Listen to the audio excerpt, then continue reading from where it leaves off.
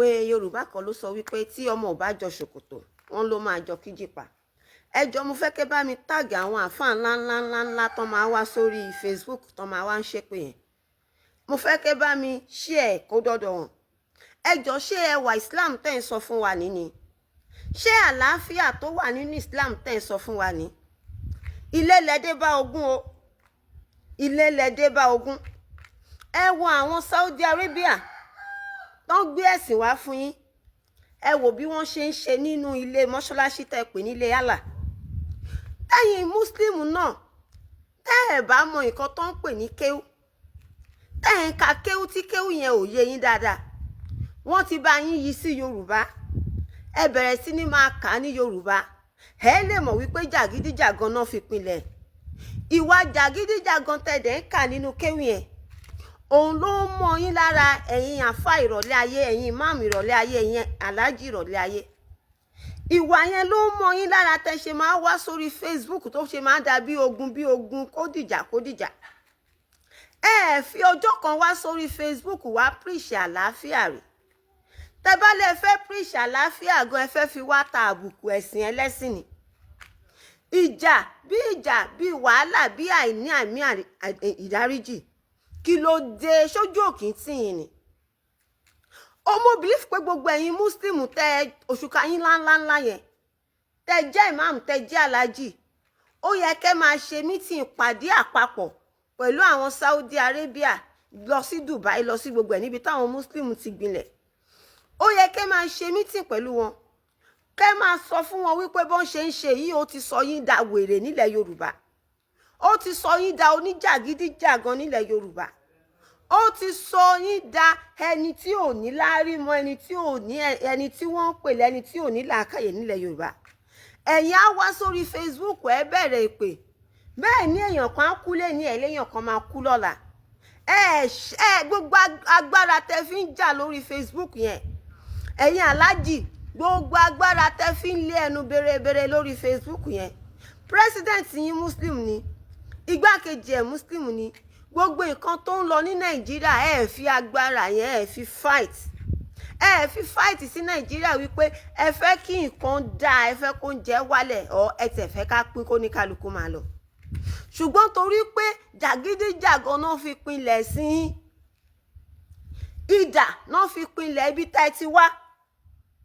Kò jẹ́ kí ọkàn yín lọbẹ̀. Ìwà jàgídíjàgan yẹn náà lẹ máa ń wù lórí Facebook. Mi tí rí àfáà kan rí kó ṣe wá sí wípé ìwọ ò tó gbẹ́lẹ́yà sílé o, tọ́jú ẹlẹ́yà ẹ o. Kì í ṣe pé kó fẹ́lẹ́yà tán báyìí kó wá lọ máa kiri ògì, kó lọ máa gbàárù ní Bódìjà, kó lọ máa kiri ẹ̀pà, kó máa ta irú ní odidi ẹlẹ́yà. Ìgbà tẹ́lẹ̀ ẹ bá ń lọ sọ́jà lọ gbàárù, táṣù ẹ bá kọ́lẹ̀ tó kún kọ́. Àwa yìí àti rí ẹlẹ́yà tó ń ta ògì tó ń lọ ẹ̀rọ. Kì í ṣe méjì, kì í ṣe mẹ́ta kọ́. Ibi tó ti ó ń ta ògì ó gbé ògì lọ sílé ẹlẹ́rọ. Ǹjẹ́ ẹ mọ̀ pé aṣọ tó wọ̀ sójú tó fi bo gbogbo ara kò mọ̀gbà sí aṣọ òun yí mọ́ra ẹ̀rọ. Tó dẹ̀ wà nínú oyún. Mi ò fi ìyọ́ torí abiyamọ náà ni mí. Ṣùgbọ́n ó yẹ ká máa make sense lẹ́ẹ̀kọ̀kan. Ẹlẹ́yà yẹn wà nínú oyún jẹ́ mọ̀ pé ẹ̀rọ ńlá yẹn ó dẹ̀ lọ ẹlẹ́yà yẹn ó lọ pamọ́ bẹ̀ ni àtoyún. Ṣé ìgbà tẹ́ mọ̀ pé preach pé ẹni tó bá ti mọ̀ pé òun ò lè dá ìyàwó tọ́ láì ṣe pé ìyàwó ṣiṣẹ́ kò gbúdọ̀ ṣẹlẹ́yà.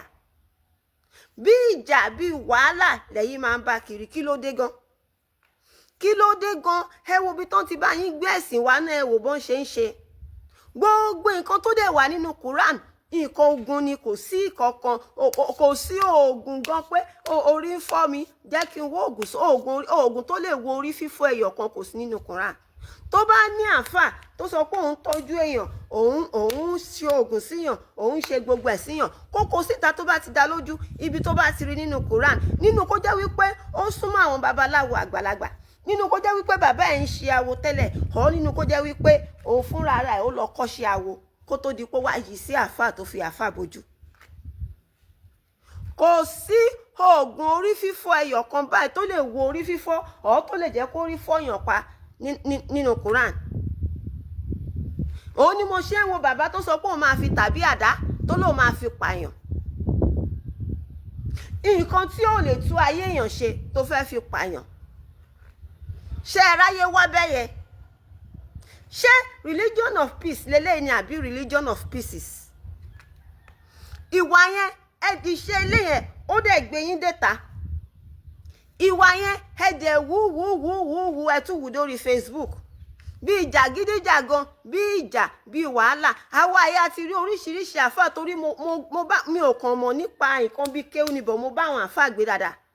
Àfáà mi á nà ìyàwó ẹ̀ bẹ́ẹ̀ sá kú dànù ní inú ilé tóun àti ìyàwó ẹ̀ tó fi ṣe ẹlẹ́yà ń gbé. Àfáà mi àfáà yẹn á tún gbóbìnrin wá síbẹ̀, gbogbo ẹnu mo wí sọ, á tún gbóbìnrin wá síbẹ̀. Obìnrin yẹn lábàlẹ̀ yẹn lába kó bàtà, òun lálọ́ bá bomi sí bedroom, òun lába ṣe gbogbo ẹ̀ ṣàfiṣe ní ṣẹ́ẹ̀sì nìyẹn ni. Ẹ bọ́ síta kẹ́ wá ṣe wáàsí nǹkan gidi. Ẹ bọ́ síta kẹ́ wá ṣe wáàsí nǹkan tẹ́ ń pè nínú ẹwà ẹ̀. Kò dẹ̀ sí ẹwà kankan ní Islam bí ó ṣe jàgídíjàgan àti wàhálà. Ìwà yẹn ló mọ yín lára déta. Ìwà yẹn ló mọ yín lára dé gbogbo ibi tẹ́ bá ti ń lọ náà ṣe máa ń sọ pé àwọn Muslim ò kí ń lẹ̀mí ìdáríjì. Torí àjogúnbá ni. Nǹkan àjogúnbá dẹ̀ ni ó lágbára. Ẹ lọ ṣe àkíyèsí ara yín kó má jẹ́ wípé ilẹ̀ Yorùbá yà máa fi yín pa ìtàn gbẹ̀yìn ni ó kàn sí jẹ́ dandan. Ìgbà tó bá wá fi yín pa ìtàn gbẹ̀yìn àwọn ìlú míì tó bá yẹ pé Muslim gbilẹ̀ bẹ́ẹ̀ wọ́n á lè fi ti àwọn Yorùbá ṣe àríkọ́gbọ́n pé wọ́n jà fún ráìtì wọn wọ́n dẹ̀ achieve èmù wọn. Ó lágbára o, ó ní agbára gan. Ẹ lọ wá solution sáyé ara yín. Ẹ kọ́kọ́ lọ tò ilé yín náà. Tẹ́ bá ti tò ilé yín tí ilé yín dá ẹ máa bọ̀ lórí Facebook kẹ́ wá tò wá. Ẹ̀yin àgọ̀ burúkú rádaràda yìí.